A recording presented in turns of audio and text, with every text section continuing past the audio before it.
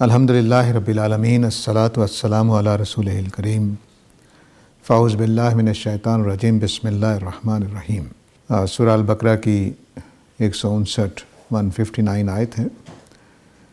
ان الذین یکتمون ما انزلنا من البینات والہدی من بعد ما بیناہ للناس فی الکتاب اولئک یلعنہم اللہ ویلعنہم اللاعنون۔ بے شک وہ لوگ جو ہم نے جو بینات نازل کی ہیں ان کو چھپاتے ہیں اور اس ہدایت کو چھپاتے ہیں اس کے بعد کہ ہم نے اس کو اچھی طرح ثابت کر دیا ہے اپنی اس کتاب میں، تو وہ لوگ ہیں جن پر اللہ کی طرف سے عذاب کا فیصلہ صادر ہو چکا ہے، اور سارے فیصلے کا مطالبہ کرنے والے بھی عذاب کا مطالبہ کر رہے ہیں۔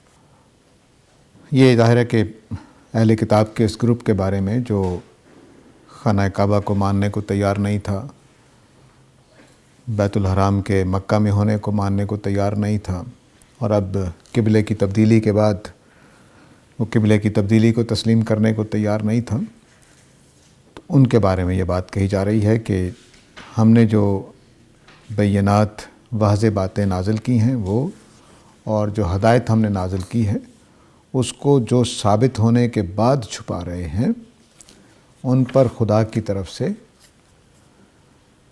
لعنت ہے۔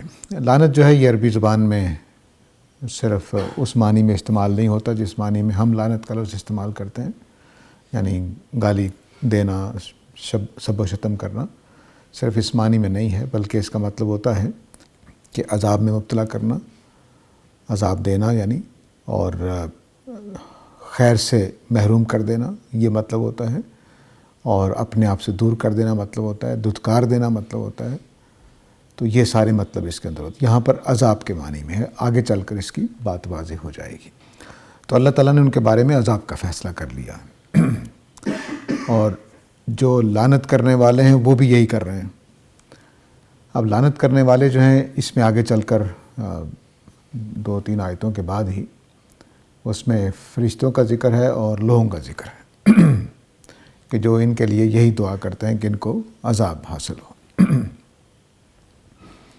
یعنی فرشتے بھی اور لوگ بھی یہ تقاضا کر رہے ہیں کہ ایسے لوگوں کو سزا ملنی چاہیے، ایسے لوگوں پر عذاب آنا چاہیے۔ تو ایسے لوگوں پر عذاب آنا چاہیے، وہ بھی یہی مطالبہ کر رہے ہیں خدا سے، یعنی بد دعا کر رہے ہیں ان کے لیے۔ ظاہر ہے کہ جو جرم ہوتے ہیں وہ 2-3 لیول کے ہوتے ہیں۔ ایک غلطیاں وہ ہوتی ہیں کہ جو ہم بے خیالی میں کر جاتے ہیں، ہمیں پتہ بھی نہیں ہوتا، غلطی ہو جاتی ہے۔ لوگوں کے ہاں بھی اور اللہ کے ہاں بھی اس کے معافی کا امکان ہوتا ہے۔ دوسری جو ہوتی ہے کہ ہم کچھ پتہ ہوتا ہے، کچھ پتہ نہیں ہوتا، لیکن جذبات میں آ کر کام کر جاتے ہیں۔ یہ بھی انسان کی ایک کمزوری کی حالت ہے جس میں وہ ایسا کرتا ہے۔ اس حالت میں بھی توبہ کے ساتھ شرط لگا کر معاف کرنے کا اللہ نے کہہ رکھا ہے۔ اور تیسری شکل یہ ہوتی ہے کہ آدمی جانتے بوجھتے، نہ کوئی جذبات کا تعلق ہے، نہ جذبات میں آدمی آ کر کمزور ہوتا ہے، اس طرح سے کرتا ہے، اس کو سرکشی کے ساتھ جرم کرنا کہتے ہیں۔ اس کے اوپر سخت سزا ہے۔ اور قبلے جیسی بات پر، خانہ کعبہ جیسی بات پر، اور دین ابراہیمی جیسی باتوں پر جو اللہ تعالیٰ نے پیچھے دلائل سے واضح کیا ہے، اس کے بعد اگر کوئی آدمی جانتے بوجھتے، سوچتے ہوئے اس طرح کی حرکت کرتا ہے تو اس کو سخت سزا ہوتی ہے۔ اسی کو یہاں بیان کیا گیا۔ یہ سادہ بات نہیں ہے کہ بلکہ اللہ کے الفاظ یہ ہیں کہ جس نے انکار کیا، چھپایا حق بات کو اور ہدایت کو، اس کے بعد کہ اللہ نے اپنی کتاب میں اس کو ثابت کر دیا۔ میں بیناہ کا ترجمہ یہاں ثابت کرنا کر رہا ہوں۔ یہی معنی اس کے ہوتے ہیں، ثابت شدہ باتوں کے معنی ہوتے ہیں اور ثابت کرنا اس کے معنی ہوتا ہے۔ تو پیچھے بھی جو ہے ان الذین یکتمون ما انزلنا من البینات، وہاں پر بھی اس کا مطلب ہے کہ ثابت شدہ حقائق جو اللہ نے بیان کیے۔ اس کو معجزہ بھی کہہ لیتے ہیں، بعض مقامات پہ اس کا ترجمہ معجزہ بھی کرنا پڑتا ہے، کیونکہ وہ بھی ایک ثابت شدہ حقیقت ہوتی ہے جو سامنے آنکھوں کے ہو گئی ہوتی ہے۔ تو قرآن مجید نے جو حقائق واضح کیے ہیں پیچھے، جن کو ہم پچھلے چند ماہ سے پڑھتے آ رہے ہیں، اس میں اللہ تعالیٰ نے بالکل واضح کر دیا ہے کہ خانہ کعبہ کی حیثیت کیا ہے اور اس قبلے کی حیثیت کیا ہے۔ اس کے بعد جو نہیں مانیں گے ان کے لیے یہ معاملہ ہے۔ اس ساری بات کے پیچھے ایک بڑی بات پوشیدہ ہے، وہ یہ کہ یہ اللہ تعالیٰ بتا رہے ہیں میرے اور آپ کے دلائل محکم ہونے کے باوجود ایک کمزوری ہوتی ہے کہ انسانی علم ہے، اس میں کمزوری کا یا غلطی لگنے کا امکان ہے۔ لیکن اگر آپ کے پاس دلائل بھی مضبوط ہوں اور بتانے والے بھی اللہ کی ذات ہو تو پھر بات اور محکم ہو جاتی ہے، جس کا انکار کرنا نہایت ہی مشکل ہو جاتا ہے۔ اس کا جب کوئی آدمی انکار کرے تو وہ پھر بہت ہی بڑا مجرم ہے۔ اس لیے یہ جو اہل کتاب تھے جو اب خانہ کعبہ کا انکار کر رہے تھے اور اس کے قبلہ ہونے کا انکار کر رہے تھے، وہ اصل میں یہ جرم کر رہے تھے کہ نہ صرف یہ کہ دلائل سے ثابت کر دیا تھا بلکہ اللہ تعالیٰ کہہ رہے تھے، اور ان کو یہ واضح تھا کہ اللہ تعالیٰ کہہ رہے ہیں، کیونکہ پیچھے ہم یہ بات پڑھ چکے ہیں کہ وہ ان سارے احکام کو اس طرح سے پہچان رہے ہیں جیسے اپنے بیٹوں کو پہچانتے ہیں۔ اس سطح پہ بات واضح ہونے کے بعد اللہ تعالیٰ یہ سزا نافذ کر رہے ہیں اور اس سزا کو بیان کرتے ہوئے پھر ایک موقع رکھ دیا ہے کہ اِلَّا الَّذِينَ تَابُوا وَأَصْلَحُوا وَبَيَّنُوا فَأُولَٰئِكَ أَتُوبُ عَلَيْهِمْ، سوائے ان کے کہ جو توبہ کر لیں۔ توبہ کا مطلب ہمارے ہاں اردو میں تو یہ معروف ہو گیا کہ معافی مانگ لیں، یہ بات بھی ٹھیک ہے، یہ مطلب ہے اس کا، لیکن اصل میں غلط بات چھوڑ کر صحیح بات پہ آ جانا، غلط روش چھوڑ کے صحیح روش پہ آ جانا، اس کو توبہ کہتے ہیں۔ تو جب ہم اللہ سے استغفار کرتے ہیں تو اس کا مطلب یہی ہوتا ہے کہ ابھی میں خدا کی نافرمانی کر رہا تھا تو اب میں چھوڑ کے اللہ تعالیٰ آپ سے معافی مانگ رہا ہوں، اس کا مطلب یہی ہوتا ہے۔ تو غلط راستہ چھوڑ کر صحیح راستے پہ آ جانا، غلط عمل چھوڑ کر صحیح عمل پہ آ جانا، غلط نظریہ چھوڑ کر صحیح نظریے پہ آ جانا، یہ توبہ ہے۔ تو فرمایا کہ جو چھپانے کا کام کر رہے ہیں اگر اس کو چھوڑ دیں، سوائے ان کے جو اس طریقے کو چھوڑ دیں، وہ اصلحو اور اصلاح کریں، آئندہ اس طرح کی حرکت نہ کریں، وبینوا اور جو حق ہے اس کو بیان کر دیں، یعنی چھپانے کا عمل چھوڑ دیں، خدا سے استغفار کریں، اپنی اصلاح کریں کہ آئندہ اس طرح کی کوئی حرکت نہیں کریں گے، وبینوا اور اس بات کو بیان کر دیں جو چھپا رہے ہیں کہ ہاں یہ قبلہ واقعی قبلہ ہے، بیت اللہ اللہ تعالیٰ کا گھر ہے، اس کو بیان کر دیں۔ فَأُولَٰئِكَ أَتُوبُ عَلَيْهِمْ، تو ان کے اوپر میں مہربانی کر دوں گا، ان کی توبہ قبول کر لوں گا۔ وَأَنَا التَّوَّابُ الرَّحِيمُ، اور بلا شبہ میں توبہ قبول کرنے والا بہت مہربان ہوں۔ تو اب یہ توبہ کا ضابطہ مستقل ہے، صرف اس مسئلے میں نہیں، جتنے بھی گناہ ہوتے ہیں ان سب میں یہی توبہ کا ضابطہ ہے۔ تین اس کے بڑے سمجھ لیجئے کہ ارکان ہیں۔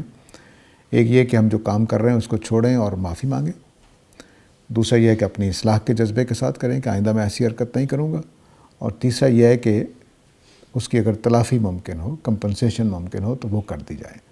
اب بینوا جہاں تلافی تھی، جو بات چھپا رہی ہیں اس کو بیان کر دیں، تو کسی کے پیسے مارے ہیں تو واپس کر دیں، کسی کو تانا دیا ہے تو واپس لے لیں، کسی پر الزام لگائے تو واپس لے لیں، یہ اس طرح کی چیز بینوا کا مطلب یہ ہے۔ تو یہاں چونکہ جرم کتمان تھا تو اس کے لحاظ سے بینوا اس کی تلافی ہے۔ تو یہ تینوں کام کرنے پڑیں گے، آپ کو توبہ کرنی پڑے گی، غلط عمل چھوڑنا پڑے گا، اپنی اصلاح کرنی پڑے گی، اور اس کی تلافی، جو کام کر دیا ہے اس کی تلافی کرنی پڑے گی۔ نمازوں کی مثال سے دیکھیے کہ مثلاً ابھی مغرب کی نماز ہوئی، کسی کی رہ گئی ہے تو وہ توبہ کرتا ہے تو اس کو توبہ کرنی پڑے گی، اللہ سے کہنا پڑے گا کہ آئندہ میں کوشش کروں گا کہ نماز نہ چھوٹے، اور پھر چھوٹی ہوئی نماز کو پڑھنا ہی پڑے گا۔ قضا ہم اسی اصول پر پڑھتے ہیں، وہ بینوا کے اصول پر، تلافی کے اصول پر۔ تو توبہ اور مغفرت یعنی واپس آنا اور مغفرت، اصلاح کا جذبہ، اور اپنے اس چیز کی تلافی کر دینا، یہ توبہ کے لازمی اجزاء۔ ایسی توبہ کرنے والوں پر ہی اللہ تعالیٰ مہربانی کریں گے، اور فرمایا کہ میں تواب الرحیم ہوں۔ اللہ تعالیٰ کے توبہ کرنے کا مطلب بھی یہی ہے، توبہ قبول کرنے کا، کہ اللہ تعالیٰ اپنی رحمت کے ساتھ متوجہ ہو جاتے ہیں اور اس کو معاف کر دیتے ہیں۔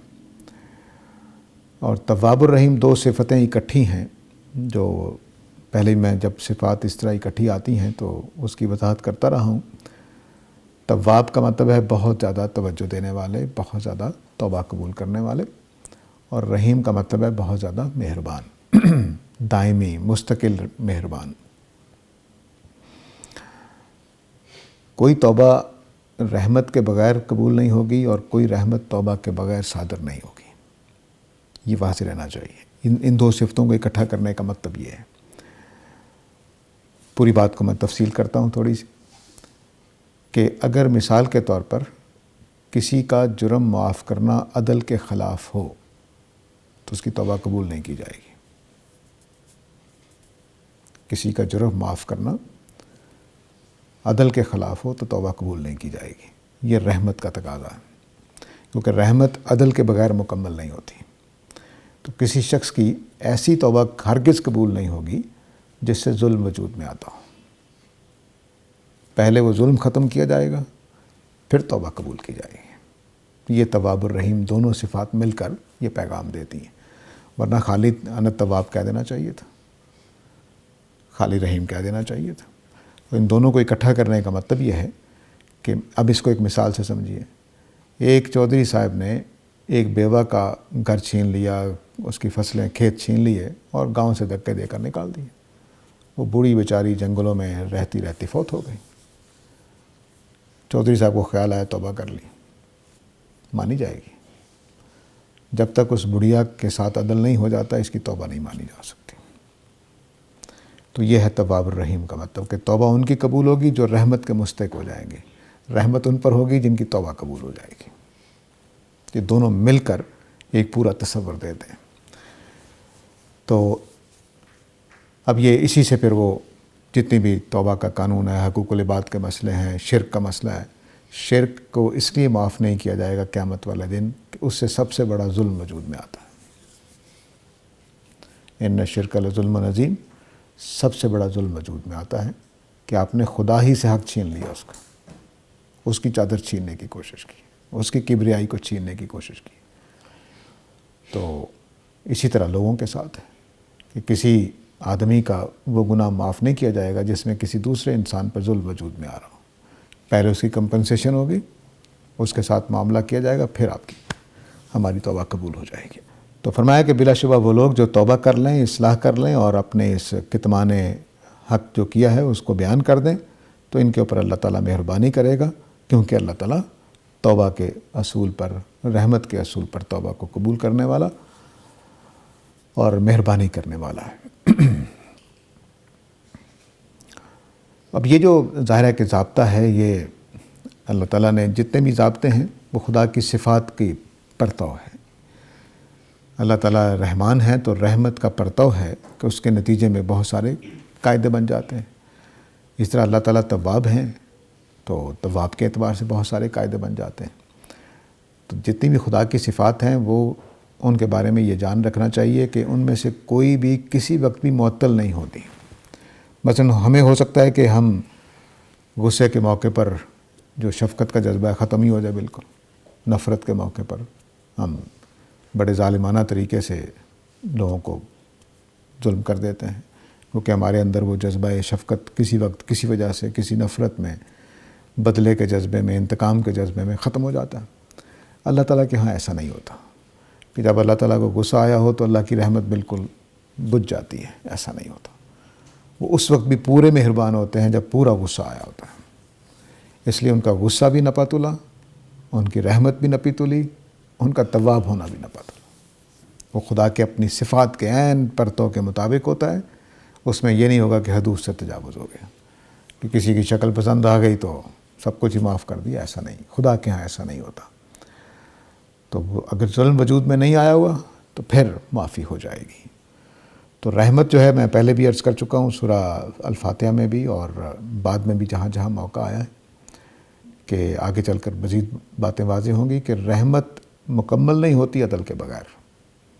وہ معاشرہ رحمت کا معاشرہ نہیں ہے جہاں چور، ڈاکو، قاتل دندناتے پھریں اور حکمران یہ کہے کہ میں نے سب کو معاف کر دیا۔ وہ رحمت کا معاشرہ نہیں ہے۔ چوروں اور ڈاکوؤں کو سزا دینا یہ رحمت کا لازمی حصہ ہے۔ آگے فرمائے ان الذین کفروا وماتوا وهم کفار اولئک علیہم لعنۃ اللہ والملائکۃ والناس اجمعین۔ جنہوں نے انکار کر دیا، کس بات کا؟ توبہ کا انکار کر دیا، اس بات کو ماننے سے انکار کر دیا جو پیچھے چلی آ رہی ہے۔ یہ کفر جو ہے یہ بعض اوقات جامع معنی میں آتا ہے اور بعض اوقات کسی پہلو سے آ جاتا ہے۔ مثلا کہیں اللہ کا انکار ہو جائے گا، کہیں قرآن مجید کا انکار ہو جائے گا، کہیں رسالت کا انکار ہو جائے گا۔ یہاں یہ نبی کریم صلی اللہ علیہ وسلم جو کام کر رہے ہیں نبوت کے لحاظ سے اور قبلہ کی تبدیلی اور ملت ابراہیمی کو دوبارہ زندہ کرنے کا کام، ان کے حوالے سے یہاں انکار پیش نظر ہے۔ تو جو لوگ اپنی اس روش کو نہیں چھوڑیں گے، نبی کریم صلی اللہ علیہ وسلم جو ملت ابراہیمی کی اصلاح کر رہے ہیں اس کو ماننے سے انکار کریں گے، اور وہ مر گئے اور اس حالت میں کہ وہ اسی ہٹ پر قائم رہے، تو ان کے اوپر اللہ کی طرف سے عذاب ہے، اللہ کے فرشتوں اور تمام لوگوں کی طرف سے۔ وہی جو اوپر بات تھی اسی کو کھول دیا ہے۔ تو اب مطلب یہ ہے کہ دو طرح کے لوگ ہو گئے اہل کتاب میں سے، ایک یہ کہ جنہوں نے پہلے تو انکار کر رہے تھے لیکن توبہ کر لی، اور توبہ کرنے کے بعد اپنی اصلاح کر لی، قبلہ بھی درست کر لیا اپنا، ملت ابراہیمی کے نظریات بھی ٹھیک کر لیے، اور قبلے کے بارے میں اعلان بھی کر دیا، جی ٹھیک ہے ہمیں غلطی لگ رہی تھی، قبلہ یہی ہے، خانہ کعبہ یہی ہے، ابراہیم علیہ السلام کا گھر یہی ہے، اور نبی کریم صلی اللہ علیہ وسلم واقعی ہماری کتابوں میں لکھا ہوا ہے کہ اللہ کے رسول ہیں، وہ آ گئے ہیں، یہ سارا کچھ اعلان کر دیا، تو ان کو نجات مل جائے گی۔ لیکن کچھ ایسے بھی لوگ ہیں جو اسی حالت میں مر جائیں گے کہ وہ انکار پر قائم رہیں گے، نہیں مانیں گے ان حقائق کو، تو فرمایا کہ ان کے اوپر اللہ تعالیٰ کی طرف سے عذاب کا فیصلہ صادر ہو چکا ہے۔ فرشتے بھی یہی بات کر رہے ہیں اور لوگ بھی یہی بات کر رہے ہیں، اور اجمعین کا لفظ بولا ہے، تمام لوگ۔ آپ سوال کر سکتے ہیں میں آپ تو نہیں کر رہے ہیں، ہمیں تو پتہ بھی نہیں آیت کے پڑھنے سے پہلے، تو پھر کیا مطلب ہے؟ مطلب یہ کہ اللہ تعالیٰ بتانا چاہتے ہیں کہ جب تمہارا جرم ثابت ہوتا ہے تو پھر یہ سارے لوگ یہی کہیں گے، کسی کا اس سے اختلاف نہیں ہوگا۔ خالدین فیہا، تو جیسے میں نے کہا تھا کہ لعنت یہاں عذاب کے معنی میں ہے، تو یہاں اب واضح ہو جائے گا خالدین فیہا، وہ اس لعنت میں ہمیشہ رہیں گے، یعنی اس عذاب میں ہمیشہ رہیں گے۔ لا یخفف عنہم العذاب، ان سے یہ عذاب ہلکا نہیں کیا جائے گا، ولا ہم ینظرون، اور نہ انہیں مہلت دی جائے گی۔ قیامت والے دن جو معاملہ ہونا ہے اس کو بڑی سختی کے ساتھ واضح الفاظ میں، دو ٹوک الفاظ میں اللہ نے یہاں بیان کر دیا ہے کہ معاملہ سادہ نہیں ہے، بڑا سخت ہے۔ اس عذاب میں ہمیشہ کے لیے لوگ ڈال دیے جائیں گے، اور ان کے اوپر کوئی نرمی نہیں کی جائے گی۔ تخفیف کرنے کا مطلب ہے کہ اگر روزانہ 100 ڈنڈے لگنے ہیں تو روزانہ 100 ڈنڈے لگتے رہیں گے، ایسا نہیں ہوگا کہ آج 10 کم ہو گئے، کل 2 کم ہو گئے، کل 5 کم ہو گئے، ایسا نہیں ہوگا۔ وَلَهُمْ يُنظَرُونَ کا مطلب یہ ہے کہ ان کو کوئی مہلت نہیں دی جائے گی، ترجمہ یہی کیا جاتا ہے۔ مہلت دینے کا مطلب یہ ہے کہ وہ اپنی صفائی پیش کر سکیں، توبہ کر سکیں، قیامت والے دن کھڑے ہو کر کہ جی ہم سے غلطی ہوگی، معاف کر دیجئے، نہیں۔ دوسرا یہ کہ یہ بھی نہیں ہوگا کہ کچھ عرصے کے لیے ٹال دیا جائے، جی درمیان میں یا شروع میں کہ جی 10 سال بعد شروع کر لیجئے، 10 سال ذرا ہمیں ایسے رہنے دیجئے، 10 سال بعد شروع کر لیجئے، نہیں۔ تو نہ معذرت کا موقع دیا جائے گا، نہ توبہ کا، نہ کسی ایک لمحے کے لیے عذاب کو آگے پیچھے ٹالا جائے گا۔ اب اس سے آپ اندازہ کر سکتے ہیں کہ قرآن مجید کے نزدیک جب باتیں حق، باتیں واضح ہو جاتی ہیں اور اللہ تعالیٰ ایک شریعت نازل کرنے والے ہوتے ہیں، کر رہے ہوتے ہیں، اور اس کو منوانا چاہ رہے ہوتے ہیں، تو اس کے انکار کی پاداش کیا ہے وہ یہاں سے واضح ہو سکتا ہے۔ خدا کا معاملہ ہم بڑی، چونکہ وہ غیب میں ہے، دکھائی نہیں دیتے اللہ تعالیٰ ہمیں، تو ہم ذرا نرمی سے معاملہ لے لیتے ہیں۔ اللہ تعالیٰ ذرا سختی سے معاملہ کر رہے ہیں، سنجیدہ معاملہ ہے بہت، اتنا سنجیدہ ہے کہ اللہ تعالیٰ کہہ رہے ہیں کہ بس میں کوئی تخفیف تک نہیں کروں گا۔ دنیا میں موقع دیا ہے کہ توبہ کر لیں، اصلاح کر لیں، تو میں معاف کر دوں گا، لیکن وہاں آنے کے بعد اسی حالت میں اگر مر جاتے ہیں تو وہاں آنے کے بعد کوئی نرمی نہیں کی جائے گی۔ وجہ کیا ہے؟ وجہ یہ ہے کہ حق کا انکار کرنے کا ظلم وجود میں آتا ہے۔ جتنے بھی جرائم ہم کرتے ہیں یا گناہ کرتے ہیں، وہ سارے کے سارے دراصل کسی نہ کسی چیز پر ظلم کر رہے ہوتے ہیں، کچھ لوگوں کے خلاف، رسولوں کے خلاف، معاشرے کے خلاف، خاندان کے خلاف، لوگوں کے خلاف، یا اللہ کے خلاف۔ تو جتنے بھی گناہ ہیں وہ ان میں سے کسی نہ کسی کے خلاف ہوں گے، تو اس لیے اللہ تعالیٰ اس پر سزا دیتے ہیں۔ کچھ کی سزا دنیا میں مقرر کر دی گئی ہے، کچھ کی سزا دنیا میں مقرر نہیں کی گئی، آخرت میں مقرر کی گئی۔ لیکن وہ گناہ اس لیے ہیں کہ وہ کسی نہ کسی چیز کے خلاف ہے، خواہ وہ صرف حق بات کے خلاف، یعنی یہ بھی گناہ ہے کہ آپ حق بات کے خلاف اس کو ماننے سے انکار کر دیں، تو گویا آپ نے حق کے اوپر ظلم کیا۔ تو اللہ تعالیٰ حق کے اوپر ہونے والے ظلم کا بھی انتقام لیں گے، لوگوں کے اوپر ہونے والے ظلم کا بھی انتقام لیں گے، اپنے رسولوں کے اوپر ہونے والے ظلم کا بھی انتقام لیں گے، اپنی کتابوں پر ہونے والے ظلم کا بھی انتقام لیں گے، اور اپنے بارے میں جس نے اللہ پہ ظلم کرنے کی کوشش کی کہ اس کا شریک بنا دیا یا اس جیسے خدا مان لیے، ان کو بھی سزا ملے گی۔ تو معاملہ یہ اس طرح سے ہے۔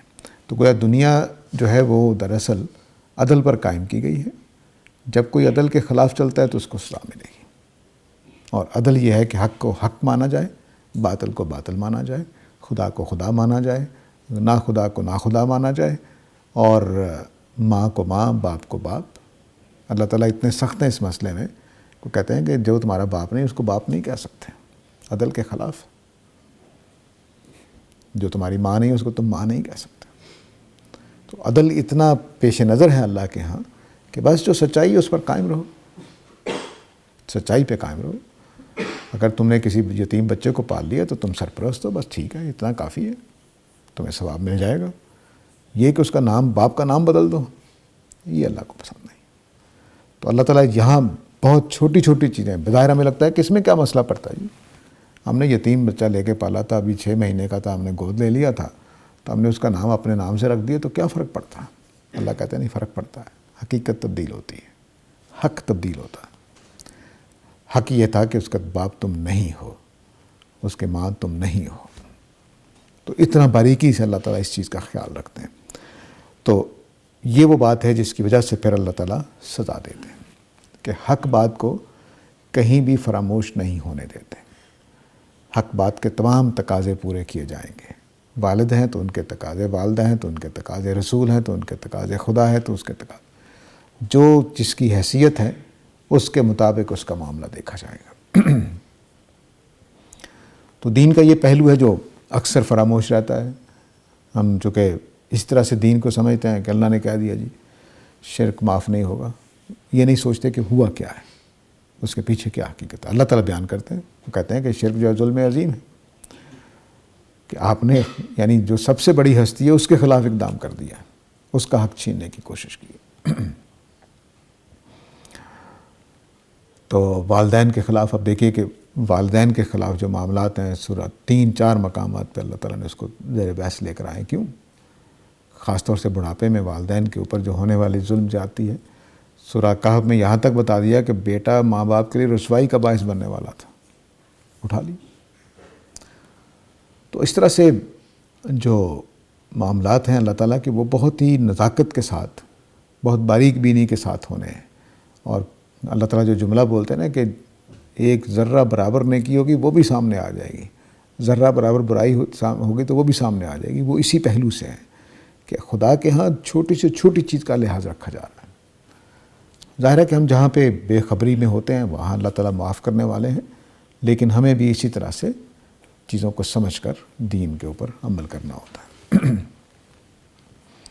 اس آیت پر ایک اور بحث مکمل ہو گئی۔ اس میں نبی کریم صلی اللہ علیہ وسلم کے آنے کی جو اصل وجہ تھی وہ بتائی گئی ہے۔ وہ وجہ یہ تھی کہ ایک ملت اسلامیہ قائم کی جائے گی۔ اس ملت اسلامیہ کا قائم کرنے میں طریقہ یہ ہوگا کہ مناسک نئے سرے سے سکھائے جائیں گے، ان کی تجدید ہوگی، ان کی اصلاح ہوگی، جو خرابیاں ہو گئی ہیں ان کو درست کیا جائے گا، اور اس طرح سے نبی کریم صلی اللہ علیہ وسلم اپنا فریضہ انجام دیں گے۔ اب یہ فریضہ یہاں سے شروع ہو رہا ہے، یعنی تب تحویل قبلہ سے یہ معاملہ شروع ہوا ہے اور سورہ کے اینڈ تک چلا جائے گا۔ لیکن اب مخاطب جو ہے وہ انڈائریکٹ کر دیا ہے یہود کو، اہل کتاب کو، اور مسلمانوں کو ڈائریکٹ خطاب کر لیا۔ ابھی آپ دیکھیں گے تو یہ بات واضح ہو جائے گی۔ تو اب جو سب سے بڑا حق ہے وہاں سے کلام کا آغاز ہو رہا ہے، یعنی آگے جو سلسلہ کلام شروع ہو رہا ہے وہ پہلے جو حصہ تھا اس میں یہ تھا کہ یہود کے بارے میں بتایا گیا کہ ان کی روش کتنی غلط ہے، اس وجہ سے وہ ہدایت نہیں پائیں گے۔ اگلے حصے میں بتایا گیا کہ نبی کریم صلی اللہ علیہ وسلم کو اس لیے بعثت کی گئی ہے کہ وہ ان رویوں کی بھی اصلاح کر دیں اور دین کی بھی اصلاح کر دیں۔ جو خرابی ہو گئی ہے اس کو دور کر دیں، اور امت اسلامیہ ایک قائم کر دی جائے جو خدا کے دین کی نمائندگی کرنے والی بن جائے۔ اب اس امت اسلامیہ کو کرنا کیا ہے، وہ ہے کیا، اس کے پاس کیا چیز ہے جو آنے والی ہے، وہ دین اب دیا جا رہا ہے، گویا اس کو یوں سمجھ لیجیے۔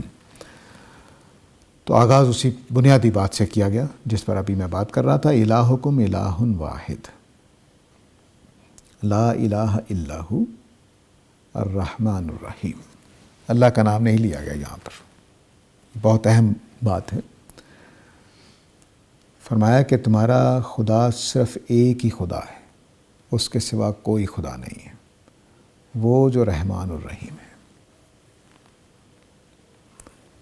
مطلب یہ ہے کہ اللہ تعالیٰ یہ تعارف نہیں کرا رہے اپنا کہ وہ جو خدا عربوں نے بنا لیا، نہیں، وہ جو اسرائیلیوں نے بنا لیا، نہیں، وہ جو ہندوؤں نے خدا بنا لیا، نہیں، وہ جو یونانیوں نے بنا لیا، نہیں، حقیقی خدا کون ہے اس کا تعارف ہو رہا ہے۔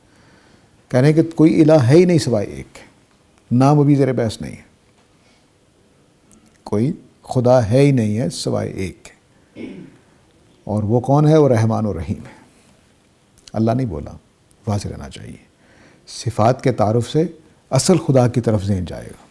یہ پیچھے بھی ہم سورہ البقرہ کے شروع میں جو یا ایھا الناس اعبدوا ربکم میں نے عرض کیا تھا کہ وہاں بھی اللہ تعالیٰ نے اللہ کا لفظ نہیں بولا تھا، یہ کہ جس نے تمہیں پیدا کیا، تم سے پہلوں کو پیدا کیا ہے، تاکہ اصل خدا کی طرف ذہن جائے کہ اصل خدا کو قرآن مجید عربوں کے خدا کی دعوت نہیں دیتا، اصل خدا کی دعوت دیتا ہے کہ اس کو ماننا ہے، حقیقی خدا جو ہے۔ عربوں نے اس کا نام اللہ رکھا ہوا، اور ہم مسلمان بھی اللہ ہی کا نام لیتے ہیں، تو یہ مسلمانوں کا نام ہے اس خدا کا جو اصل خدا ہے، اس کا تعارف ہے یہ۔ تو فرمایا کہ الہکم الہ واحد، تمہارا الہ صرف ایک ہے، تمہارا خدا صرف ایک خدا ہے، اس کے علاوہ کوئی خدا نہیں ہے، جو رحمان و رحیم ہے۔ پورے قرآن مجید کے دین کی بنیاد اگر کسی صفت پر ہے تو وہ رحمت ہے۔ اسلام کی بنیاد رحمت پر ہے۔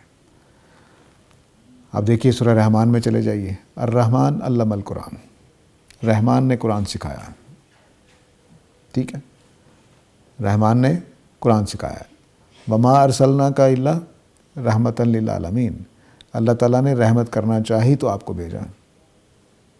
نبی کریم صلی اللہ علیہ وسلم کی بعثت رحمت کی وجہ سے۔ رحمان میں سورہ الفاتحہ میں بیان کر چکا ہوں کہ رحمان کے اندر جوش ہے اس معنی میں کہ یہ لازماً نافذ ہو کر رہے گی، رحمت لازماً نافذ ہو کر رہے گی، کوئی اس کو روک نہیں سکتا۔ تو رحمت کے تقاضے پورے کیے جائیں گے، جہاں جہاں رحمت کا جو تقاضا ہے پورا کر دیا جائے گا۔ مثلاً کسی کو آگاہ کرنا ہے تو آگاہ کر دیا جائے گا، کسی کو تنبیہ کرنی ہے تو تنبیہ کر دی جائے گی، کسی کو کتاب عطا کرنی ہے تو کتاب عطا کر دی جائے گی، کسی کو سیدھے راستے پر لگانا ہے تو اس کو مدد فراہم کر دی جائے گی، فرشتوں کی پوری مدد اس کے تعاون کے لیے کھڑی ہوگی، اور اگر کسی کو سزا دینی ہے تو وہ بھی ہو کر رہے گی۔ تو میں نے لنک بتایا تھا سورہ فاتحہ میں کہ الرحمن الرحیم کا لازمی تقاضا ہے کہ قیامت قائم ہو۔